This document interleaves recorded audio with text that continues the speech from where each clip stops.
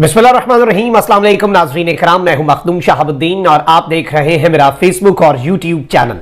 उम्मीद करता हूं आप सब लोग बखैर वाफियत होंगे और जहां भी होंगे अपने अहले खाना समेत खुश भी होंगे और महफूज भी। नाज़रीन इकराम, अफसोस सद अफसोस, पाकिस्तान के नामवर सहाफ़ी और पाकिस्तान के सबसे ज्यादा सुने जाने वाले सहाफ़ी इमरान रियाज खान, एक जानिब तो वो लापता हैं, वहीं दूसरी जानिब अब जो मामला बन गया है इस वक्त मुझे ये लगता है कि ये एक आखिरी हद थी, जो आखिरी हद फलांग दी गई है। ये आखिरी काम था जो उनके साथ ये कर सकते थे और जो इल्जाम लगाया गया है, जो मामलात चल रहे हैं, इस हवाले से मेरे पास बड़ी अहम तरीन तफसीलात हैं जो आपके सामने रखनी है। जबकि दूसरी जानिब निगरान वजीर आजम के मामले में एक बहुत बड़ा ट्विस्ट आया है। 4 नाम जो है वो निगरान वजीर आजम के लिए डिस्कस हो रहे थे। इसके अंदर बहुत सी बातें चल रही थी, ताकतवर हलकों के और पीडीएम के दरमियान मामलात जो है वो कुछ फंसे हुए थे। दोबारा दुबई में मीटिंग्स जो शुरू हुई हैं, इनमें जो निगरान वजीर आजम के लिए नया नाम सामने आया है उसने सबके होश उड़ा दिए। इवन मेरे लिए ये एक बहुत बड़ा सरप्राइज था, क्योंकि वो नाम और किसी का नहीं बल्कि मैं आपको शुरू में ही खबर दे दूं, इसहाक डार का है। मतलब ये भी पाकिस्तान की हिस्ट्री में होना है कि निगरान वजीर आजम जिसका काम गैर जानिबदारी के साथ इलेक्शंस करवाना है, निगरानी करना है, वो सियासी जमात का बंदा होगा। लेकिन इस हवाले से जो इंपॉर्टेंट चीजें हैं, जो इंपॉर्टेंट एस्पेक्ट्स हैं, बाकी 4 नाम क्या है, इसहाक डार को कौन लगवाना चाह रहा है, कितने चांसेस हैं, खबर कहां से आई है, मामला क्या है, ये सारी चीजें एक एक करके डिस्कस करते हैं। इमरान खान साहब की सियासी जमात के ऊपर अभी भी प्रेशर जारी है। इमरान खान साहब के पुराने लोग जो हैं वो इमरान खान साहब का साथ अभी भी छोड़ रहे हैं। अलबत्ता बहुत से लोग पीटीआई का साथ दे भी रहे हैं। तो इस हवाले से भी कुछ चीजें हैं जो आपके सामने रख देते हैं। नाज़रीन इकराम, इस वक्त मैं आपको ये बता दूं कि सबसे पहले जो बड़ी अपडेट है वो ये है कि चेयरमैन पाकिस्तान तहरीक इंसाफ इमरान खान और बुशरा बीबी के नामजद अटॉर्नी नईम पंजोथा ने बयान जारी किया है और उन्होंने कहा है कि चेयरमैन तहरीक इंसाफ अपनी अहलिया बुशरा बीबी और कानूनी टीम के हमरा इस्लामाबाद रवाना हो रहे हैं, जहां वो आइंदा 3 रोज अदालतों में पेश होंगे। इमरान खान कोयटा में दर्ज वकील कत्ल केस में सुप्रीम कोर्ट में पेश होंगे, तो शाखाना 190 मिलियन पाउंड केस में अदालतों में पेश होंगे। 9 मई वाकयात से मुतल्लिक केस में भी मुतल्लिका अदालत के अंदर हाजिरी यकीनी बनाएंगे। नईम पंजोता ने बताया कि इमरान खान हाई कोर्ट, इंसदाद दहशतगर्दी अदालत, सुप्रीम कोर्ट, एहतसाब अदालत और इस्लामाबाद कचहरी जाएंगे। उनका कहना था कि तहरीक इंसाफ के खिलाफ बेबुनियाद मुकदमात बनाकर तहरीक इंसाफ को अदालतों में घसीटा जा रहा है और खान साहब का बस आनिया जानिया ही है। और पहले ये होता था कि खान साहब सुबह जाते थे इस्लामाबाद, शाम को आ जाते थे, लेकिन अब इतनी पेशियां हैं, इतनी तहकीकात हैं जिनमें खान साहब शामिल हैं कि अब ये ह्यूमनली पॉसिबल नहीं रहा और खान साहब अब 3 दिन तक इस्लामाबाद के केसेस भुगतेंगे, फिर बाकी 2 दिन वो केसेस भुगतेंगे लाहौर वाले, और बस यही चलता रहेगा। और ये एक इमरान खान साहब के गिर्द ऐसा घेरा ये डाल रहे हैं कि इमरान खान साहब के लिए पॉसिबल ही ना रहे कि वो अपने केसेस को परसू कर सके। एक लिमिट होती है ना, जो एक इंसान है। और पाकिस्तान के सारे नामवर वकला, बड़े वकला, इमरान खान की लीगल टीम को मैं सलाम पेश करना चाहता हूं। जिस तरह से वो काम कर रही है भाई, बड़ा मुश्किल है। मैं समझता हूं ट्रैक रखना मुश्किल है, याद रखना मुश्किल है, जहन में रखना मुश्किल है कि भाई इतना ज्यादा ये पता नहीं कैसे ये कर रहे हैं और दिस इज सो टफ।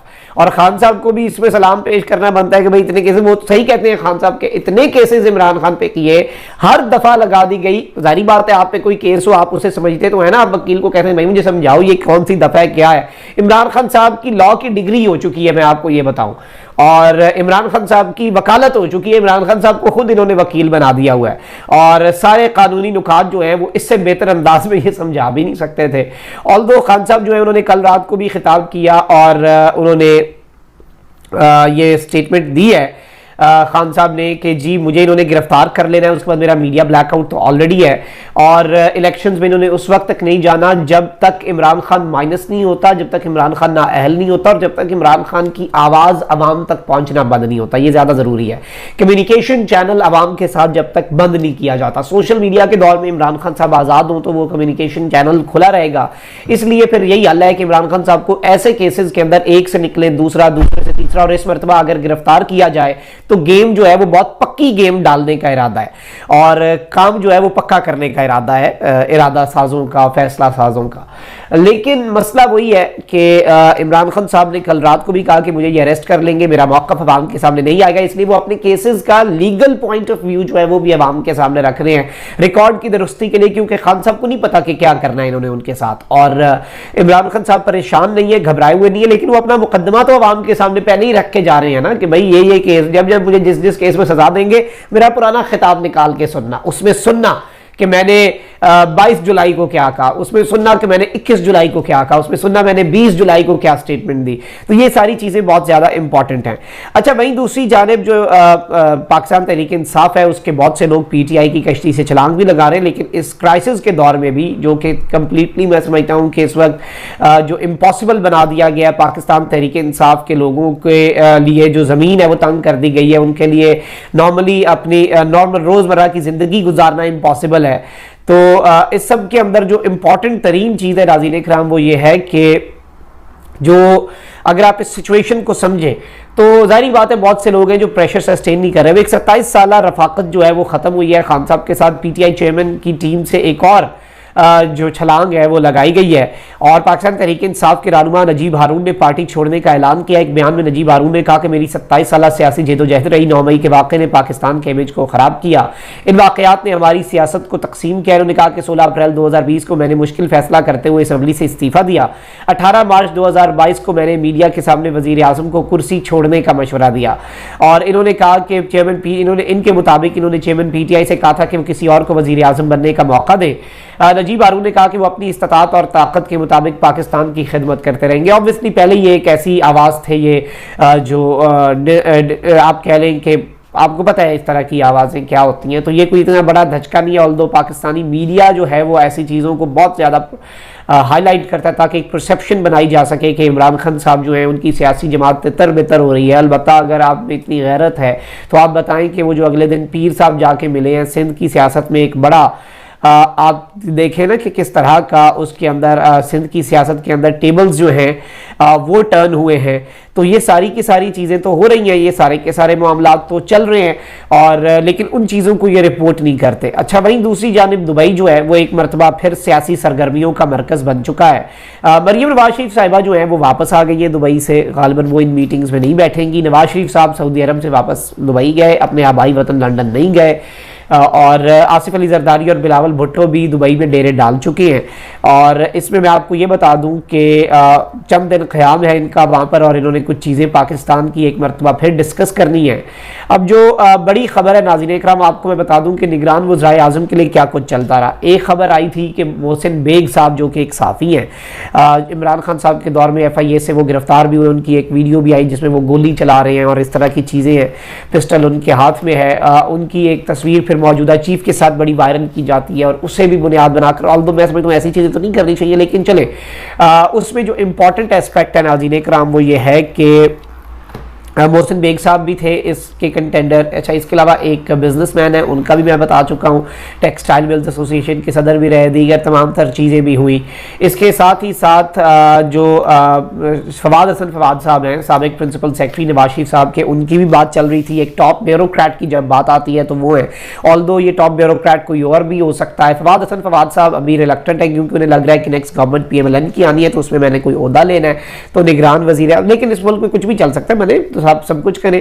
اس کے علاوہ حفیظ شیخ صاحب جو ہیں ان کے حوالے سے بھی خبر آئی کہ وہ واپس آ چکے ہیں, ملاقاتیں شروع ہو چکی ہیں. اگر وہ نگران وزیر اعظم نہ بھی بنے, کیونکہ ان کے اوپر نون لیگ کو کوئی اعتراضات نہیں ہے, پیپلز پارٹی کو کچھ ریزرویشنز ہیں حفیظ شیخ صاحب کے اوپر, اگر وہ نگران وزیر اعظم نہیں بھی بنتے تو اس کے علاوہ پھر انہیں نگران وزیر خزانہ ضرور بنایا جائے گا. یہ اس وقت تک کی ڈیولپمنٹس ہیں. اب یہاں پر ایک بڑی میں سمجھتا ہوں کہ عجیب سی خبر آئی ہے, اور یہ بڑے ایک کریڈیبل جرنلسٹ ہیں, انہوں نے خبر دے دی ہے. اور یہ خبر آئی کیوں ہے, یہ مقصد کیا ہے, یہ وہی ہے کہ بھئی طاقتور حلقے جو ہیں وہ اپنا نہ بندہ لا سکیں, وہ الیکشنز کو ڈیلے نہ کر سکیں, اس لیے ہم کوئی سیاسی سیٹ اپ لائیں. لیکن اب اس سیاسی سیٹ اپ میں بھی یا تو آپ کوئی ایسا سیاستدان لاتے جو بزرگ سیاستدان, widely respected by all the stakeholders including Pakistan Tehreek Insaf, ایسا بندہ لاتے تو الگ بات تھی. لیکن اب جو نیا نام آیا اس نے ہم سب کے ہوش اڑا دیے. مسلم لیگ نون کی حکومت میں وزیر خزانہ اور مسلم لیگ نون انٹرنیشنل افیئرز کے صدر اسحاق ڈار کو نگران وزیر اعظم کے لیے نامزد کرنے پر اس وقت غور شروع کر دیا گیا. اس حوالے سے الیکشنز ایکٹ 2017 میں ترمیم بھی کی جائے گی تاکہ نگران سیٹ اپ کو آئینی مینڈیٹ سے ہٹ کر فیصلے کرنے کا اختیار دیا جا سکے. یہ بہت بڑی واردات ہے کہ جی ایک یہ کہیں گے کہ جی نگران سیٹ اپ آئینی فیصلے بھی کر سکتا ہے اور اپنے اہم ترین فیصلے بھی کر سکے گا نگران سیٹ اپ. اور اس میں آپ کو یہ بتا دوں کہ انگریزی اخبار دا ایکسپریس ٹریبیون میں شائع سینئر صحافی شہباز رانا کی رپورٹ کے مطابق حکومت الیکشنز ایکٹ 2017 میں ترمیم کرنے پر غور کر رہی ہے تاکہ آئندہ نگران سیٹ اپ کو اپنے آئینی مینڈیٹ سے ہٹ کر فیصلے کرنے کا اختیار دیا جا سکے اور حال ہی میں شروع کیے گئے اقتصادی منصوبے کے تسلسل کو بھی یقینی بنایا جا سکے اور اس عمل کو تیز کیا جا سکے جس کا مقصد سرکاری اداروں میں غیر ملکی سرمایہ کاری حاصل کرنا ہے. وفاقی کابینہ کے ذرائع نے بتایا کہ مسلم لیگ نون اقتصادی پالیسیوں پر عمل درآمد کو یقینی بنانے کے وسیع تر منصوبے کے تحت نگران وزیر اعظم کے لیے مجھے اس بات پہ ہنسی آ رہی ہے کہ یہ ملک کی معیشت کی خاطر یہ سب کچھ اتنی بڑی قربانی دینا چاہ رہے ہیں. اقتدار کو طول دینا ہو تو ایسے دینا. اسحاق ڈار کو نگران وزیر اعظم بنانے کی تجویز ہے. اسحاق ڈار کی نامزدگی کے بارے میں حتمی فیصلہ پیپلز پارٹی کے ساتھ مشاورت میں کیا جائے گا جو عام اتحادی اور شراکت داروں میں سے ایک ہے. اور مسلم لیگ نون کے جو ذرائع ہیں ان کا کہنا ہے کہ حکومت الیکشن ایکٹ 2017 کے سیکشن 230 میں ترمیم پر غور کر رہی ہے. نگران سیٹ اپ کو معاشی فیصلے کرنے کا اختیار دیا جائے گا. الیکشن ایکٹ میں ترامیم آئندہ ہفتے قومی اسمبلی میں پیش کی جا سکتی ہیں. ان ترامیم سے نگران حکومت کو معیشت کی بحالی کے لیے ضروری فیصلے کرنے کا موقف ملے گا. اور اس سیکشن 230 کے مطابق نگران حکومت جو کہ عبوری حکومت ہے صرف روزمرہ کے معاملات میں شرکت کے لیے اپنے فرائض انجام دے گی جو کہ حکومت کو چلانے کے لیے روزمرہ کے امور چلانے کے لیے ضروری ہے. اور اس میں obviously ان کا مینڈیٹ بڑھایا جائے گا. لیکن اب اسحاق ڈار صاحب کے اوپر دیکھتے ہیں کہ 5 امیدواروں کے نام ہیں, ان میں سے اسحاق ڈار صاحب کا بھی نام آ گیا. اس ملک میں کچھ بھی ہو سکتا ہے, کچھ بھی معاملات چل سکتے ہیں. اچھا وہیں دوسری جانب عمران ریاض خان لاپتہ ہیں. اب اگلے دن شاہد خاقان عباسی صاحب کی منافقت دیکھیں. ان سے سوال ہوا عمران ریاض پر کیا کہتے ہیں, اچھا کون کہتے ہیں پاکستان کے نامور مجھے نہیں پتا, میں ٹی وی دیکھتا ہی نہیں ہوں, میں صرف شوز میں جاتا ہوں, لیکن مجھے نہیں پتا کون ہے عمران ریاض. مطلب شاہد خاقان عباسی کو نہیں پتا عمران ریاض خان کون ہے. اگر یہ نہیں انہیں پتا تو پھر پوری پاکستانی قوم کو یہ بھی نہیں پتا شاہد خاقان عباسی کون ہے. پھر وہ کلپ بھی آیا, منافقت یہاں ہو گئی کہ شاہد خاقان عباسی اسٹوڈیو میں بیٹھ کے عمران ریاض کے سامنے بیٹھ کے گیسٹ بیٹھے ہوئے ہیں شو میں. ابھی ریسنٹلی, زیادہ دور کی بات بھی نہیں ہے, وہ جو عمران ریاض خان صاحب جو ہے ان کا جو پروگرام تھا اس میں آئے ہوئے تھے. تو یہ منافقت ہے. اب فیصل واڈا صاحب جو کہ اپنے آپ کو نام نہاد طاقتوروں کا ترجمان اور قاصد بھی کہتے ہیں, میں سمجھتا ہوں یہ چیزیں ویسے بڑی خطرناک ہوتی ہیں. فیصل واڈا صاحب جس طرح کا پرسیپشن بناتے ہیں, I don't know why but this is not in the favor of institutions. بھی وہ کہیں کہ جی وہ یہ کر دیں گے, وہ یہ کر دیں گے, فلاں ہو جائے گا, ڈمکا ہو جائے گا, ایسا خطرناک ہے. اب انہوں نے عمران ریاض سے متعلق عجیب سے کہ جی ملک کی کوئی خدمت نہیں کر رہا تھا. بھائی آپ کر رہے ہیں ملک کی خدمت, اور وہ ڈالر کما رہا تھا, یہ کر رہا تھا, وہ کر رہا تھا, اور یہ ساری چیزیں. لیکن جو الارمنگ چیز ہے وہ یہ ہے کہ انہوں نے کہا جی خود بھی تو غائب ہو سکتا ہے. مطلب اس وقت یہ جو دعویٰ کرنے کی اور یہ باتیں کرنے کی ضرورت کیا تھی, اور یہ انتہائی بھونڈا قسم کا اور نامناسب قسم کا جو الزام فیصل واڈا صاحب نے لگایا, آئی تھنک کہ انہیں اس پہ شرمندگی کا اظہار کر دینا چاہیے اگر تھوڑی سی ان کے اندر وہ باقی ہو کہ بھئی وہ کیا بات کر رہے ہیں, ان کی فیملی کس تکلیف میں ہے. ذرا آپ ان کا یہ الزام سنیں واڈا صاحب کا. عمران ریاض خان کے ویئر اباؤٹس آپ کو پتہ ہے کہاں ہیں؟ دیکھیے عمران ریاض کے ویئر اباؤٹس کا تو میں صرف آپ کو اتنا سی بات کر سکتا ہوں کہ دیکھیں ساری یہ گیم تھی پیسے کی, یوٹیوب کے اندر انکم کی. I'll be very fair. Imran صاحب کی گیم تھی. سارے جو یوٹیوبرز ہیں جو میجر لگے ہیں وہ تو پیسہ کمانے کے لیے لگے ہوئے نا, جو بکتا ہے وہ بیچتے ہیں, اس سے ان کو پیسے ملتے ہیں. تو پاکستان کی خدمت نہیں کر رہا.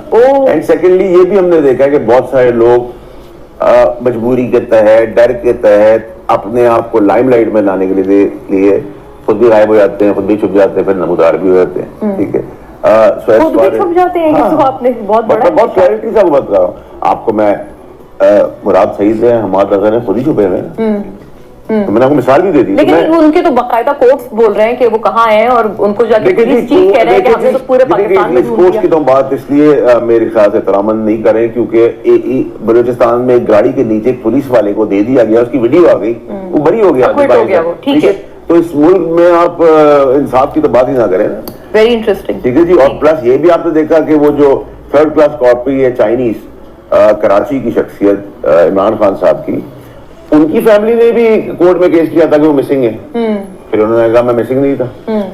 دیکھیں تضاد ہوتا ہے نا, یہ گیم ہوتی ہے. اچھا, آپ تو یعنی کہ یہ کہ جتنے وہ لوگ ہیں جنہوں نے اپنے آپ کو مسنگ کہا, انکلوڈنگ اعظم خان صاحب بھی, جو کہ پھر اعظم خان کا تو میں نے پہلے ہی کہا تھا کہ لیکن جی وہ پہلے بھی پی ایم ہاؤس میں, اس کا دماغ ایسا ہے, वो गुस्से में आगे 3 दिन। ये आपने इनकी गुफ्तगू सुनी, ये इमरान रियाज के हवाले से ये साबित करना चाह रहे हैं कि वो खुद छुपे हुए हैं। इनका बस चले तो ये वही बात है कि कातिल की ये दलील भी मुनसिफ ने मान ली, मकतूल खुद गिरा था खंजर की नोक पर।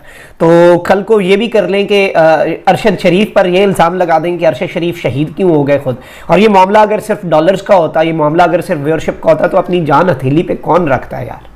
खुदा का खौफ करे फैसल वाडा साहब, अगर ये मामला सिर्फ इक़्तिदार का, पैसे का, इन चीज़ों का होता तो आपकी तरह कब का सब लोग सरेंडर करके अपने सुर जो हैं वो मैच करके, अपनी फ्रीक्वेंसी मैच करके बैठे होते, सुकून से दनाते फिरते।